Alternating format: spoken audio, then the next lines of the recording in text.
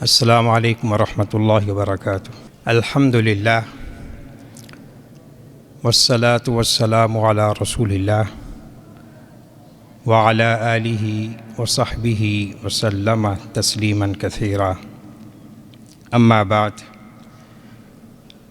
فاعوذ باللہ السمیع العلیم من الشیطان الرجیم من ہمزہ ونفخہ ونفثہ۔ بسم اللہ الرحمن الرحیم۔ یوم تأتی کل نفس تجادل عن نفسها وتوفى كل نفس ما عملت وهم لا يظلمون۔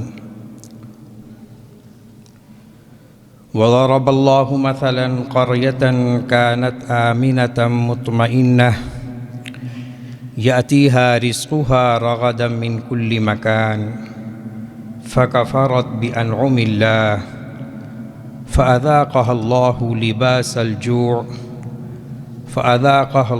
لباس الجوع والخوف بما كانوا يصنعون۔ ولقد جاءهم رسول منهم فكذبوه فأخذهم العذاب وهم ظالمون۔ برادران اسلام،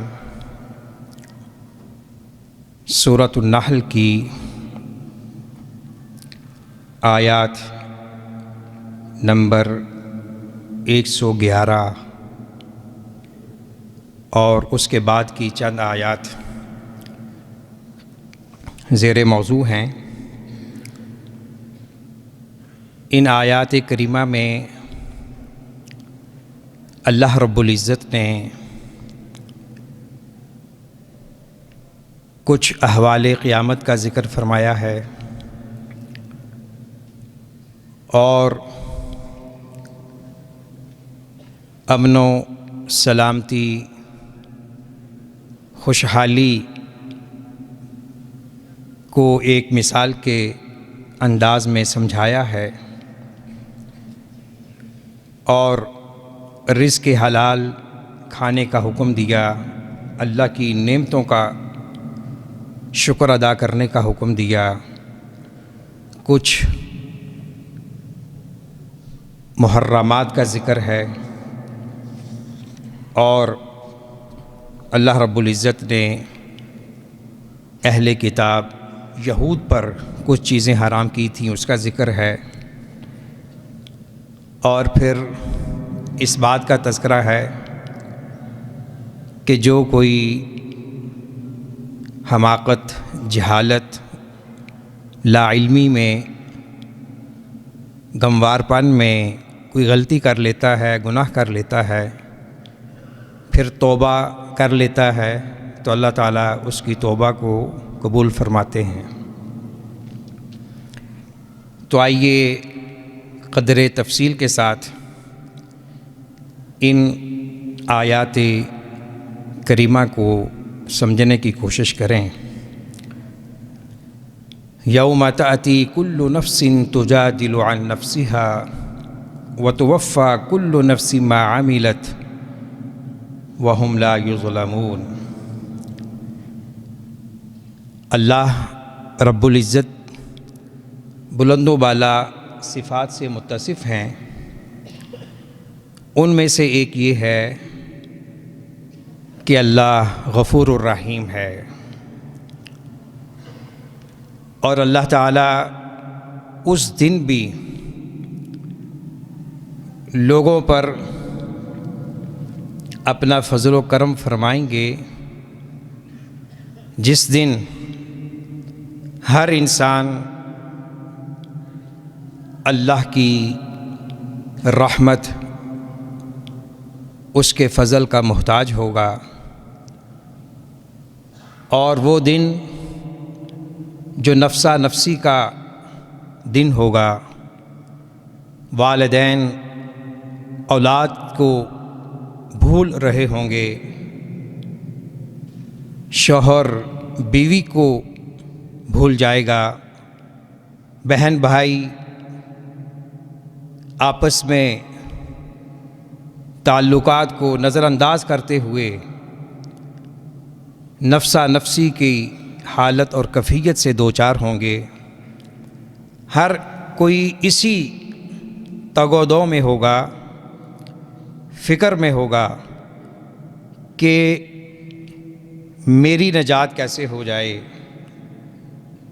دنیا میں تو کوئی کسی کا سہارا بن جاتا ہے، کسی کو مشقت، مصیبت، کرائسس سے نکالنے کے لیے اس کا دست و بازو بن جاتا ہے، لیکن قیامت کے دن وہاں ایمان، عقیدہ توحید کے بعد صرف اور صرف اللہ کا فضل و کرم ہوگا۔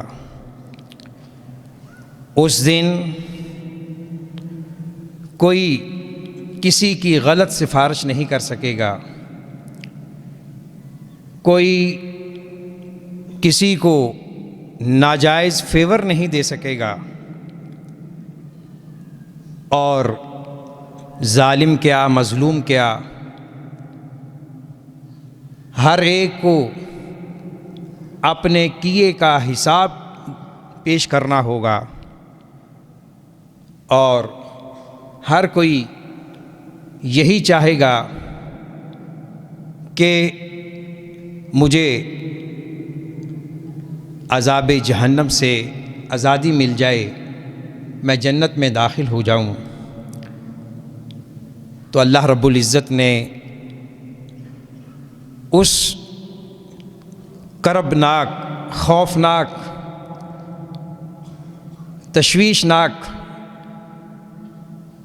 کیفیت کے تناظر میں یہ فرمایا وَتُوَفَّى كُلُّ نَفْسٍ مَا عَمِلَتْ، کہ ہر شخص کو اس کے عمل کا پورا حساب کتاب دیا جائے گا۔ اگر نیکی کی ہے تو نیکی کی جزا دی جائے گی، اگر بدی کی ہے تو اس برائی کی سزا ہوگی۔ فَمَن يَعْمَلْ مِثْقَالَ ذَرَّةٍ خَيْرًا يَرَهُ وَمَن يَعْمَلْ مِثْقَالَ ذَرَّةٍ شَرًّا يَرَهُ۔ اس دن اللہ رب الارباب کی حکومت ہوگی، اسی کی بادشاہت ہوگی، اور اس کے دربار میں نہ کسی کی غلط وکالت کام آئے گی، نہ کسی ظالم کا روب دبدبا کام آئے گا، نہ کسی بڑے کا تکبر اور اس کا استکبار کام آئے گا۔ لمن الملک اليوم للہ الواحد القہار اليوم تجزى كل نفس ما كسبت لا ظلم اليوم ان اللہ سریع الحساب۔ لمن الملک اليوم، آج بادشاہت کس کے لیے ہے؟ صرف اور صرف اللہ کے لیے ہوگی۔ اللہ کے دربار میں کسی کو پر مارنے کی اجازت نہیں ہوگی۔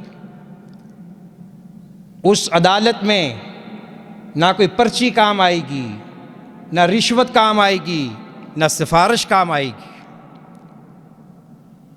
اس دن جس کا حق بنتا ہوگا اللہ تعالیٰ اسے عطا فرمائیں گے۔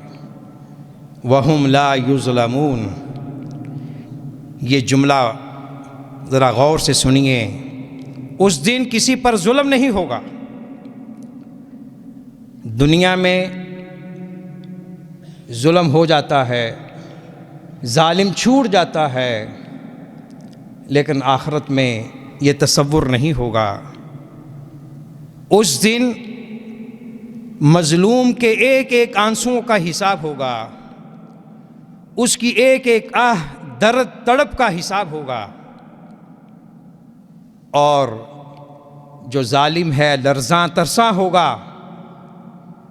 مظلوم کو خوشی مسرت ہوگی کہ آج مجھے اللہ کی عدالت سے انصاف ملنے والا ہے۔ تو جو لوگ دنیا میں دوسروں پر ظلم کر کے اپنی دنیا اور آخرت برباد کر رہے ہیں، ان کے لیے لمحہ فکریہ ہے کہ وہ اس دن کی عدالت سے بچ جائیں۔ اس دن جو عدل ہوگا جو انصاف ہوگا اس میں کسی قسم کا ابہام الجھاؤ نہیں ہوگا۔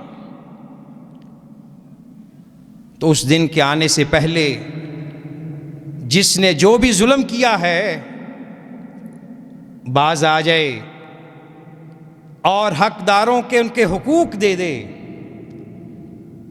اگر کسی نے والدین کے حق میں ظلم کیا ہے ان کو خوش کرے، اولاد کے بارے میں زیادتی کی ہے اس کی تلافی کرے، رشتہ داروں کے حقوق غصب کیے ہیں، یتیم بچے بچیوں کا مال کھال کر اپنے پیٹ میں آتش جہنم کو بھرا ہے، اس کے لیے ابھی وقت توبہ ہے، وقت رجوع ہے۔ کسی نے اپنے ماتحت پہ ظلم کیا ہے، اپنے ساتھیوں پہ ظلم کیا ہے، آج موقع ہے کہ وہ اپنے اس ظلم کی تلافی کر لے۔ کل قیامت کے دن تلافی کا موقع نہیں ہوگا، کل حساب ہوگا، عذاب ہوگا۔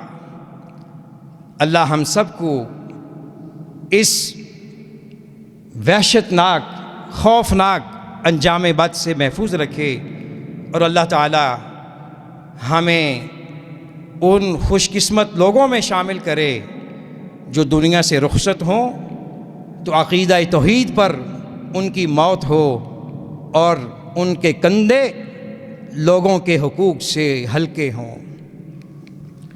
وَضَرَبَ اللَّهُ مَثَلًا قَرْيَةً كَانَتْ آمِنَةً مُطْمَئِنَّةً يَأْتِيهَا رِزْقُهَا رَغَدًا مِنْ كُلِّ مَكَانٍ فَكَفَرَتْ بِأَنْعُمِ اللَّهِ فَأَذَاقَهَا اللَّهُ لِبَاسَ الْجُوعِ وَالْخَوْفِ بِمَا كَانُوا يَصْنَعُونَ۔ اس آیت کریمہ میں اللہ تعالیٰ نے ایک مثال پیش کی ہے ایسی بستی کی، اہل قریہ کی، جو حالت امن میں تھی، حالت استقرار میں تھی،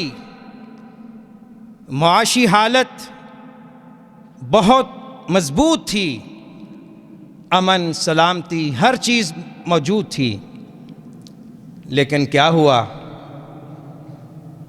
اللہ کی نعمتوں کی ناشکری کر بیٹھے۔ بِأَنْعُمِ اللہ، انعم نعمہ کی جمع قلت ہے، یعنی اللہ نے ان پر جو اپنی رحمتوں برکتوں کی برکھا نازل کی ہوئی تھی، وہ سر تا پاؤں اللہ کی نعمتوں میں جی رہے تھے، کچھ نعمتوں کی ناشکری کر بیٹھے، اور نتیجہ کیا ہوا؟ اللہ نے ان کو بھوک اور خوف کا لباس پہنا دیا، بما کانوا یصنعون، ان کی غلط کرتوتوں کی وجہ سے۔ یہ آیت کریمہ فی زمانہ انتہائی قابل توجہ ہے عبرت کے حوالے سے۔ اللہ تعالیٰ اگر کسی قوم کو، کسی ملک کو، کسی خاندان کو، کسی شخص کو کوئی نعمت عطا کریں تو ان نعمتوں کا شکر ادا کرنا ان نعمتوں کے تحفظ کے لیے ناگزیر ہے۔ لَإِن شَكَرْتُمْ لَأَزِيدَنَّكُمْ وَلَإِن كَفَرْتُمْ إِنَّ عَذَابِي لَشَدِيدٌ۔ شکر کرو گے مزید دوں گا، ناشکری کرو گے پہلا بھی چھین لوں گا۔ یہ اللہ کی سنت ہے، اس کا طریقہ ہے، اور عالم انسانیت میں بہت سی ایسی بستیاں ہیں۔ مفسرین نے اس آیت کی تفسیر میں دو قول پیش کیے ہیں کہ اس سے مراد کوئی بھی بستی ہو سکتی ہے، اور بعض نے کہا اس سے مراد اہل مکہ ہے۔ بعد کی آیت اس موقف کی تائید کر رہی ہے۔ مکہ والے امن و سلامتی میں تھے،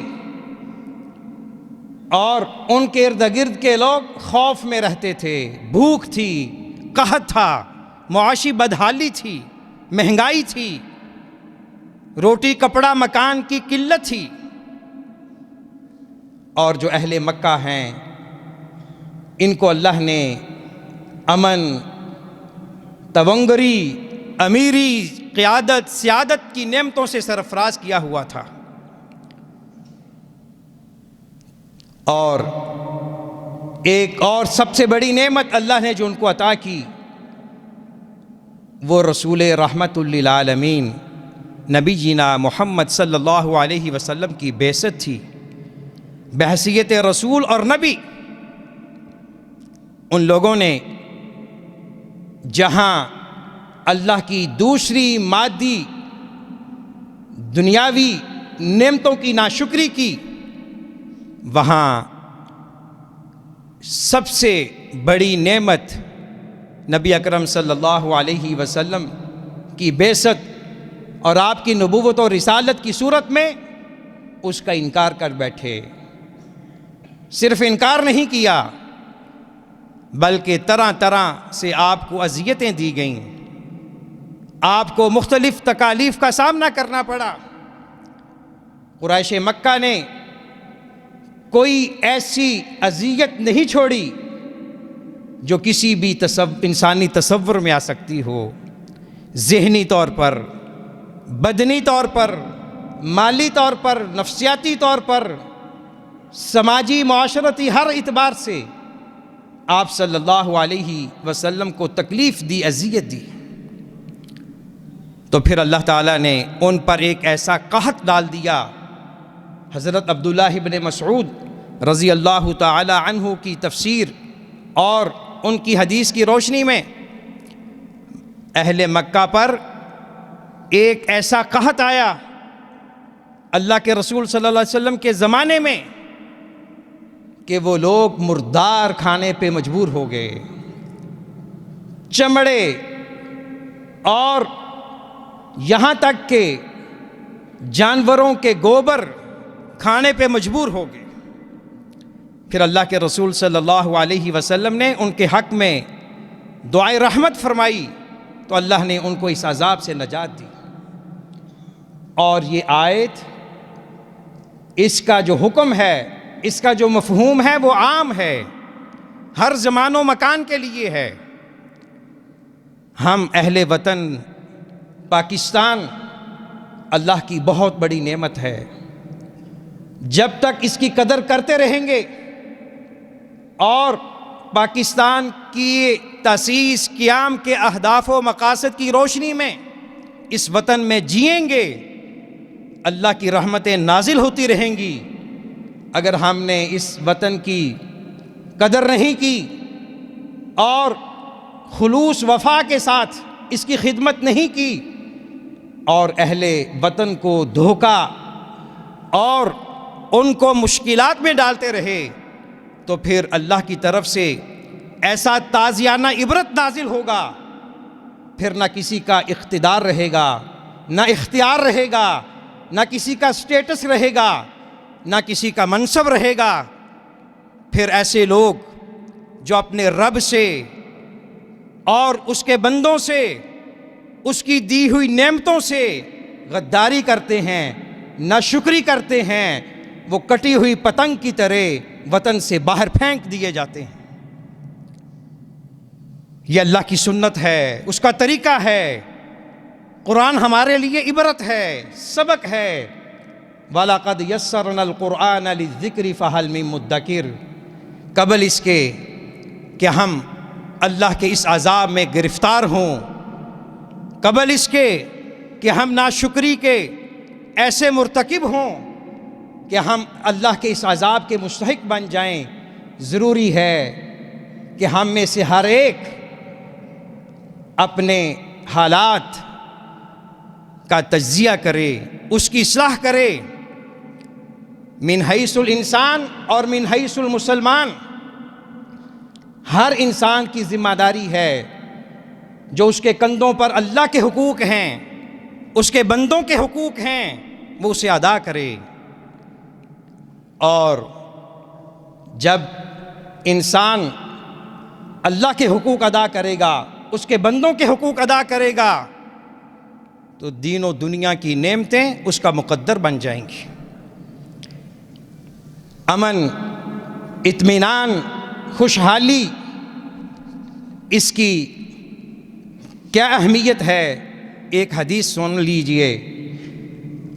یہاں اس آیت کریمہ میں اللہ نے 3 نعمتوں کا ذکر فرمایا ہے، اطمینان، اس سے پہلے امن اور خوشحالی، رزق کی فراوانی۔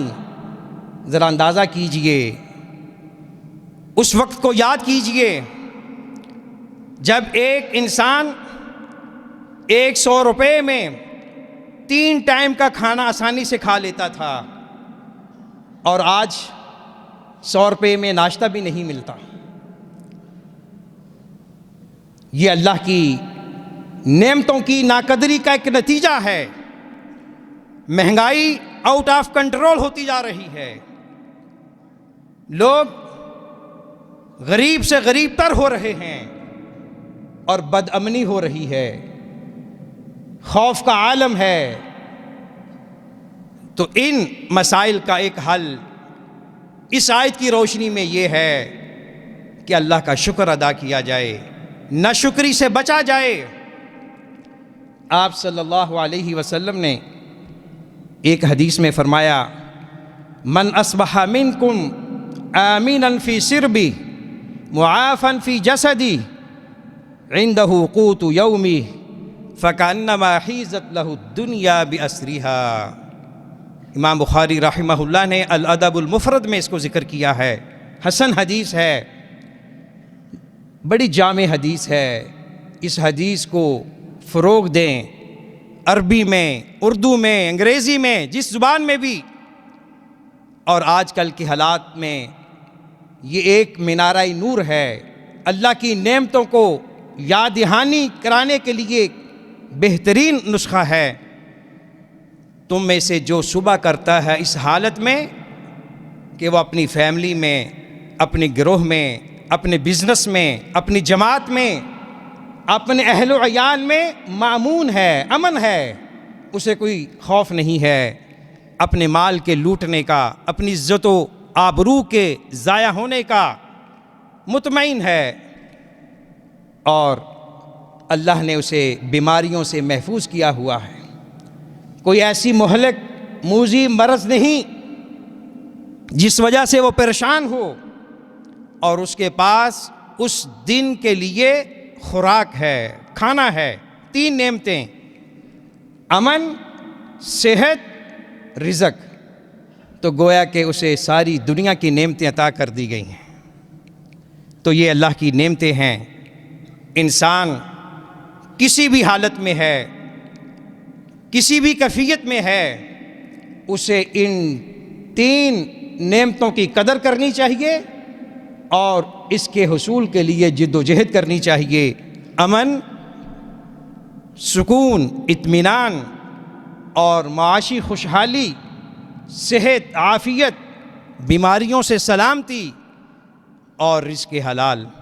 اللہ رب العزت سے دعا ہے اللہ تعالی ہمارے حال پہ رحم فرمائے، اللہ تعالی ہمیں ان خوش قسمت لوگوں میں شامل فرمائے جو اللہ کی نعمتوں کی قدر کرتے ہیں اور اللہ سے تقرب پیدا کرتے ہیں، اور جو اللہ نے ان کو نعمتیں دی ہوئی ہیں ان نعمتوں میں سے اللہ کا اور اس کے بندوں کا حق ادا کرتے ہیں۔ وآخر دعوانا ان الحمد للہ رب العالمین۔ الحمد للہ الواحد القہار العزیز الغفار، احمدہ تعالی علی نعمہ الغزار، واشکرہ سبحانہ وتعالی علی فضلہ المدرار، واشہد ان لا الہ الا اللہ وحدہ لا شریک لہ الملک الجبار، لہ الخلق کلہ ولہ الامر کلہ وکل شیء عندہ بمقدار، واشہد ان نبینا وحبیبنا محمدا عبد اللہ ورسولہ المصطفى المختار، فهو صفوة الخلق وخلاصة البشریہ ومفخرة الإنسانیة الأخیار، وعلى آله الأطهار وصحبه الأبرار المهاجرين منهم والأنصار والتابعين الأخيار الذين لزموا السنة والآثار صلاة وسلاما تامين كاملين متعاقبين ما تعاقب الليل والنهار، ونسأل الله أن نكون ممن تبعهم بإحسان فرضي الله عنهم ورضوا عنه وأعد لهم جنات تجري من تحتها الأنهار. أما بعد، فأعوذ بالله من الشيطان الرجيم. بسم الله الرحمن الرحيم. وضرب الله مثلا قرية كانت آمنة مطمئنة يأتيها رزقها رغدا من كل مكان فكفرت بأنعم الله فأذاقها الله لباس الجوع والخوف بما كانوا يصنعون. ولقد جاءهم رسول منهم فكذبوه فأخذهم العذاب وهم ظالمون. عباد الله، في هذه الآيات البينات ذكر الله عز وجل صفة قرية للعبرة كانت بأهلها آمنة من العدو مطمئنة لا يزعجها خوف يأتيها رزقها الوافر راغدا أي هنيئا سهلا واسعا من سائر البلاد.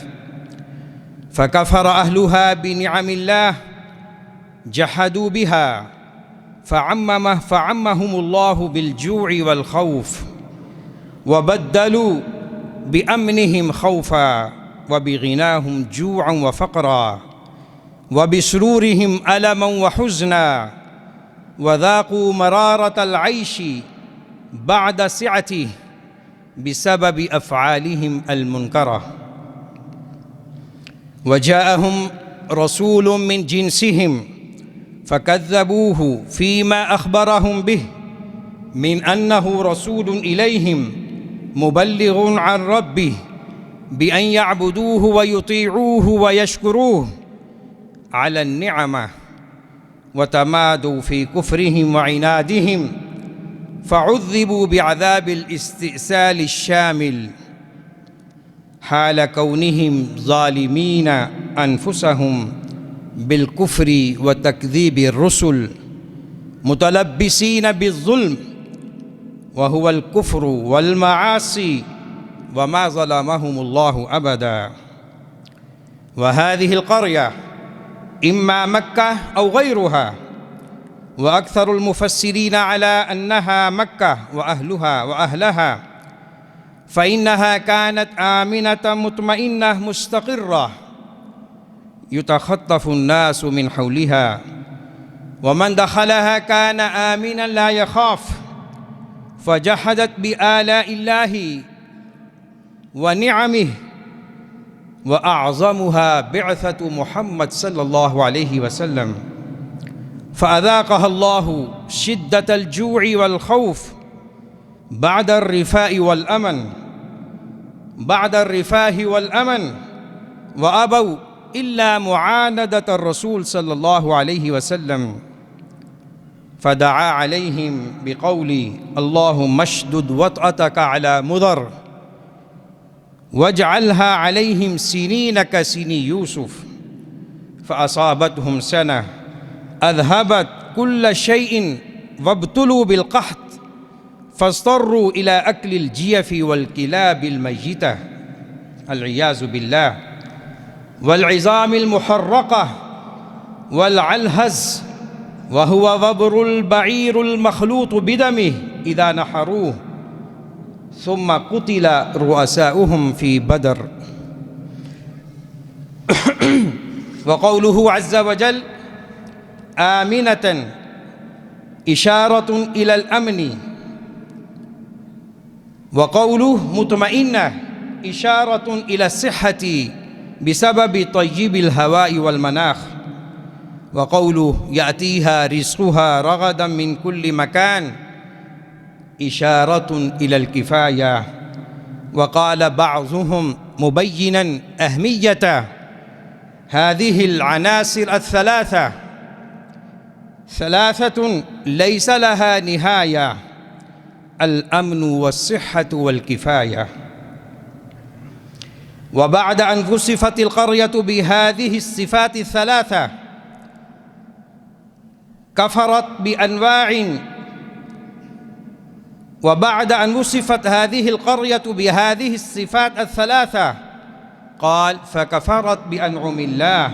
والأنعم جمع نعمة وهو جمع قلة، أي أنها كفرت بأنواع قليلة من النعم فعذبها الله. والمقصود التنبيه بالأدنى على الأعلى. فإذا كان كفران النعم القليلة موجبا للعذاب، فكفران النعم الكثيرة أولى بإيجاب العذاب والعقاب. وهذه الصفات وإن وصفت بها القرية إلا أن المراد في الحقيقة أهلها، لذا قال في آخر الآية بما كانوا يصنعون، وسماه الله لباس الجوع والخوف لأنه يظهر عليهم من الهزال وشحوبة اللون وسوء الحال ما هو كاللباس. والأمن والإطمئنان والرخاء من نعم الله عز وجل الجسيمة. ومما يدل على ذلك أي على أهمية الأمن والسلامة والعافية قول النبي صلى الله عليه وسلم: من أصبح منكم آمنا في سربه معافا في جسده عنده قوت يومه فكأنما حيزت له الدنيا بأسرها. رواه الإمام البخاري في الأدب المفرد. ومما يستفاد ويستنبط من هذه الآيات البينات،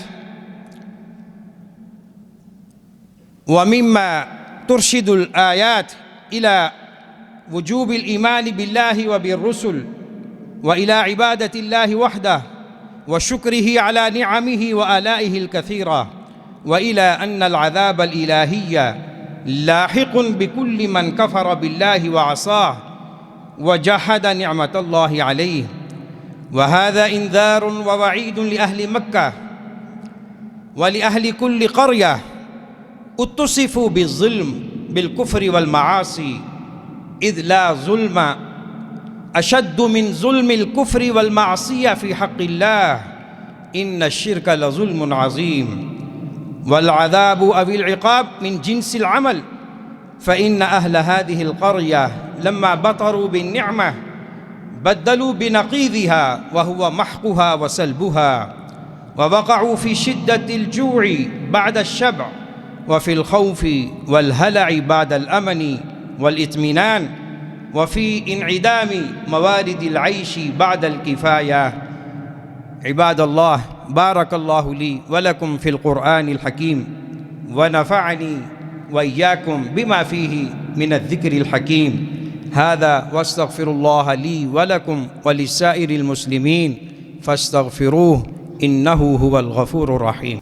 إن الحمد لله نحمده ونستعينه ونستغفره ونتوب إليه، ونعوذ بالله من شرور أنفسنا وسيئات أعمالنا، من يهده الله فلا مضل له ومن يضلل فلا هادي له، وأشهد أن لا إله إلا الله وحده لا شريك له رفع شأن العلم وأعلى قدر أهله، وأشهد أن نبينا محمدًا عبده ورسوله صلى الله وسلم وبارك عليه وعلى آله وصحبه والتابعين الذين كانوا بعلمهم وعملهم منارا للسالكين وقدوة للعاملين ومن تبعهم بإحسان إلى يوم الدين. أما بعد، فأعوذ بالله من الشيطان الرجيم. بسم الله الرحمن الرحيم. فكلوا مما رزقكم الله حلالا طيبا واشكروا نعمة الله إن كنتم إياه تعبدون. عباد الله، بين الله عز وجل في هذه الآية الكريمة بعد أن هدد الكفار على كفران النعم وزجرهم عن الكفر بضرب المثل، أمر المؤمنين بأكل ما أحل الله لهم وشكر ما أنعم عليهم. والمعنى أنكم لما آمنتم وتركتم الكفر فكلوا الحلال الطيب وهو الغنيمة، واتركوا الخبائث وهي الميتة والدم ونحوهما. ثم أوضح لهم أن التحليل والتحريم ليس بالهوى والشهوة ومحض العقل، وإنما لا بد من دليل أو نص شرعي، وأن من يعمل سوء وهو كل ما لا ينبغي من الكفر والمعاصي بجهالة أي بطيش وعدم تدبر العواقب، وكل من عمل السوء فإنما يفعله بالجهالة ثم يتوب بعدئذ فإن الله يغفر له معصية ويرحمه. يا عباد الله، ما أحسن أن نتقرب إلى الله عز وجل في هذه الساعة السعيدة المباركة، ونعلن عن محبتنا بنبينا محمد صلى الله عليه وسلم بالصلاة والسلام عليه، وقد أمر الله عز وجل بذلك حيث قال: إن الله وملائكته يصلون على النبي يا أيها الذين آمنوا صلوا عليه وسلموا تسليما.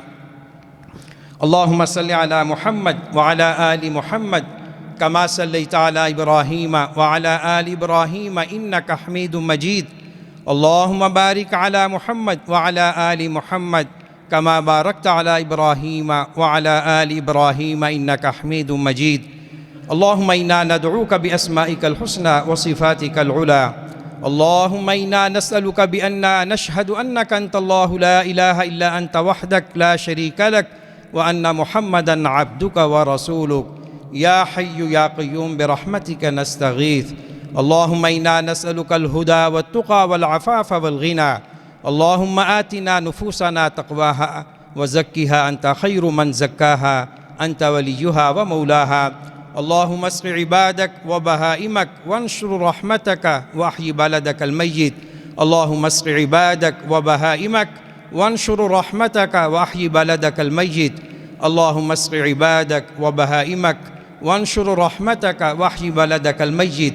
اللهم ربنا آتنا في الدنيا حسنة وفي الآخرة حسنة وقنا عذاب النار وقنا عذاب القبر وقنا عذاب الحشر وقنا عذاب الميزان. اللهم اهدنا واهد بنا. اللهم اجعلنا هداة مهتدين غير الضالين ولا مضلين. اللهم استعملنا في الخير. اللهم استعملنا في الخير. يا مقلب القلوب ثبت قلوبنا على دينك. يا مصرف القلوب صرف قلوبنا على دينك. اللهم انصر دينك وكتابك وسنة نبيك وعبادك المؤمنين في كل مكان. اللهم استر عوراتهم وآمن روعاتهم. اللهم احفظهم من كل سوء ومكروه. اللهم احفظنا بالإسلام قائمين. اللهم احفظنا بالإسلام قاعدين. اللهم احفظنا بالإسلام راقدين. اللهم إنا نعوذ بك من البرص والجنون والجذام ومن سيء الأسقام.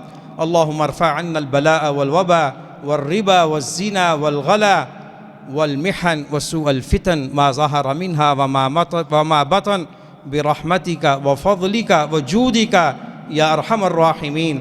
اللهم حبب إلينا الإيمان وزينه في قلوبنا وكره إلينا الكفر والفسوق والعصيان واجعلنا من الراشدين بفضلك ورحمتك يا أرحم الراحمين. اللهم احفظ علينا بلادنا وبلاد المسلمين. اللهم احفظ بلاد الحرمين الشريفين والمسجد الأقصى وجميع مقدسات المسلمين من كل سوء ومكروه. اللهم وفق ولاة أمور المسلمين لما تحبه وترضى. اللهم ارزقهم البطانة الصالحة المخلصة التي تعينهم على الخير وترشدهم إليه. اللهم لا تجعل الدنيا أكبر همنا ولا مبلغ علمنا ولا تسلط علينا بذنوبنا من لا يخافك فينا ولا يرحمنا. اللهم ربنا اغفر لنا ولإخواننا الذين سبقونا بالإيمان ولا تجعل في قلوبنا غلا للذين آمنوا ربنا إنك رؤوف رحيم. اللهم اشفنا بشفائك وداونا بدوائك، اللهم اشفنا بشفائك وداونا بدوائك برحمتك يا أرحم الراحمين. اللهم ارزقنا تلاوة القرآن، اللهم ارزقنا شفاعته يوم القيامة، اللهم ارزقنا شفاعة نبينا محمد صلى الله عليه وسلم يوم القيامة.